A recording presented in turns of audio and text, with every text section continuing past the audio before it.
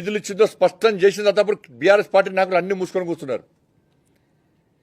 వాళ్ళ భారతీయ జనతా పార్టీ సిద్ధంగా ఉంది. వాళ్ళ ఏ గ్రామానికి, ఏ మండలానికి, ఏ జిల్లాకు, ఏ పథకానికి ఎన్ని నిధులు ఇచ్చిందో చెప్పడానికి మేము సిద్ధం.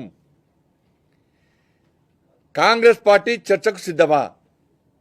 మీరు కూడా ఏ గ్రామానికి, ఏ మండలానికి, ఏ జిల్లాకు, ఏ పథకం కింద ఎన్ని నిధులు ఇచ్చారు, ఏ పథకం ఇలా అమలు చేస్తున్నారు, మీ ఆరు గ్యారెంటీల సంగతి ఏందో చర్చించడానికి కాంగ్రెస్ పార్టీకి దమ్ముందా అనే విషయాన్ని ఇలా సవాల్ చేస్తున్నాను. కాబట్టి ఇప్పటికైనా కూడా కేంద్రంతో సహకరించాల్సిన బాధ్యత రాష్ట్ర ప్రభుత్వానికి ఉంటుంది. అన్ని విధాల కేంద్రం సహకరిస్తున్నది, తెలంగాణకు నిధులు ఇస్తున్నది. కానీ రాష్ట్ర ప్రభుత్వం కేంద్రాన్ని విమర్శించడమే పనిగా పెట్టుకున్నది. ఒక ప్రధానమంత్రి స్థాయిని చూడకుండా ముఖ్యమంత్రి గారి నుంచి గల్లీ స్థాయి వరకు ఇష్టానుసారంగా వక్ర భాష్యాలు చెప్తూ